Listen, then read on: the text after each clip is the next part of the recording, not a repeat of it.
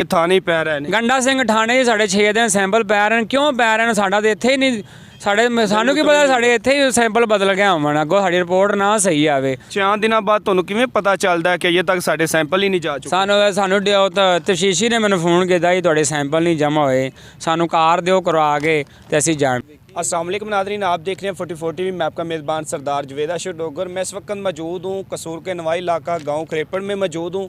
चंद माह पहले क्या होता है कि एक दुल्हन और एक दूल्हा, शादी की पहली रात ही होती है, वो ज़िंदगी की बाजी हार जाते हैं।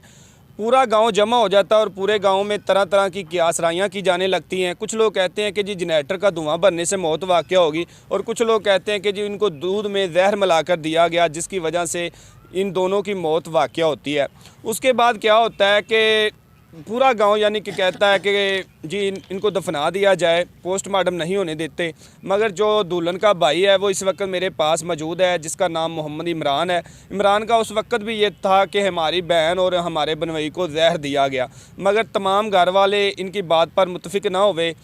उसके बाद इमरान कहता है कि मैं इंसाफ के लिए खड़ा हूँगा, मुझे कोई रोक नहीं सकता। इमरान क्या कहता है कि इमरान अदालत चला जाता है, अदालत का दरवाज़ा खटखटाता है कि जी मुझे इंसाफ दिया जाए, मेरी बहन और बनोई को जहर दिया गया। जज आर्डर करता है कि जी कब्र कुशाई की जाए, कब्र कुशाई हो जाती है। कब्र कुशाई के बाद सैंपल लिए जाते हैं, सैंपल लेने के बाद रिपोर्ट आनी होती है जिसका 3 हफ्ते का टाइम था। मगर इमरान ने उस वक्त, हमने पहले प्रोग्राम किया, इमरान ने एक दावा किया था, मुझे डर है कि मैं गरीब आदमी हूँ, मेरी रिपोर्ट को दबा ना दिया जाए या चेंज ना कर दिया जाए। हकीकत में इमरान से बात करते हैं कि अभी तक 2 मंथ गुजरने को हैं, अभी तक रिपोर्ट क्यों नहीं आई, क्या वजह बनी, जो उनके पास रिपोर्ट आई उसमें क्या लिखा है, उनसे जानते हैं। अस्सलाम वालेकुम। वालेकुम सलाम। इमरान भाई, आप देखने वालों को ये बताइएगा, आपने बहुत ज़्यादा तगोदो की, कब्र कशाई के आर्डर भी मिल जाते हैं, उसके बाद रिपोर्ट वो सैंपल लेकर चले जाते हैं, तो अभी तक रिपोर्ट क्यों नहीं आई, क्या वजह बनी है? वजह तो यही बनी है, मैनू जी उन्होंने कहा जी 3 हफ्तिਆਂ डॉक्टर ने पूछने गई 3 हफ्तिਆਂ बाद ਤੁਹਾਡੀ रिपोर्ट आएगी। मैं कहा जी ठीक है, पर मेरा दिल नहीं सी मुतमैन होंदा, मैनू पता सी कोई काम होना जरूर है। 3 हफ्ते छड़ के 1.5 महीना हो गया, साड़ी रिपोर्ट का कोई मकसद सानू नहीं मिलती पई। सानू कभी DPO दफ्तर जाओ, कभी कहते लीगल ब्रांच जाओ, कभी जी जज साहब से पेश होवो, कित्थे जाइए असी? इमरान भाई, आप ये भी बताइएगा, जो आपके पास ये रिपोर्ट मौजूद हैं, किस तरीके को कब्र कशाई है और किस तरीके को सैंपल जमा करवाया है? जी साड़ी 10वें महीने की 4 तरीक कवर कशाई हुई है।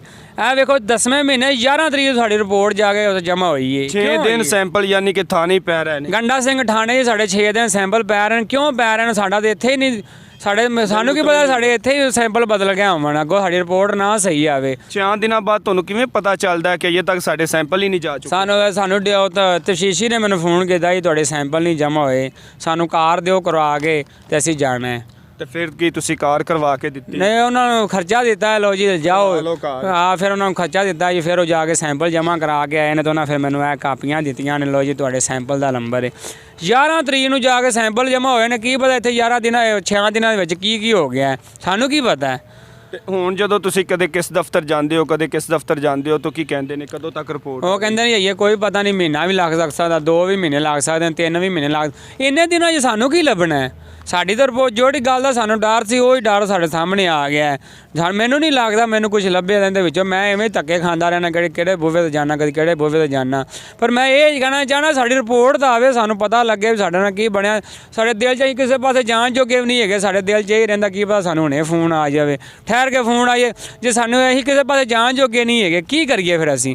ਜੇ ਤੁਹਾਨੂੰ ਅਗਰ ਇਨਸਾਫ ਨਹੀਂ ਮਿਲਦਾ ਤੇ ਤੁਸੀਂ ਫਿਰ ਕਿਹਦਾ ਦਰਵਾਜ਼ਾ ਖਟਖਟਾਓਗੇ, ਕੀ ਕਰੋਗੇ? ਸਾਡੇ ਕੋਲ ਆਖਰੀ ਹੱਲ ਇਹ ਵੀ ਅਸੀਂ ਫਿਰ ਆਪਦੀ ਜਾਨ ਦੇ ਦਿਆਂਗੇ, ਫਿਰ ਹੋਰ ਇਸ ਤੋਂ ਇਲਾਵਾ ਕੀ ਕਰ ਸਕਦੇ? ਫਿਰ ਸਾਡਾ ਫਿਰ ਵੀ ਨਹੀਂ ਸਾਡਾ ਮੁੱਲ ਪੈਂਦਾ, ਤੇ ਫਿਰ ਅਸੀਂ ਕੀ ਕਰੀਏ? ਹੁਣ ਅਸੀਂ ਇਹ ਤੁਹਾਡੇ ਮਿਹਨਤ ਕਰਨੇ ਆ ਸਾਰੇ ਵਜ਼ੀਰ ਆਜ਼ਮ ਦੇ ਵੀ, DPO ਕਸੂਰ ਤੇ ਵੀ ਸਾਡੀ ਰਿਪੋर्ट ਦਾ ਜਲਦ ਤੋਂ ਜਲਦ ਸਾਨੂੰ ਰਿਪੋर्ट मिल जाए।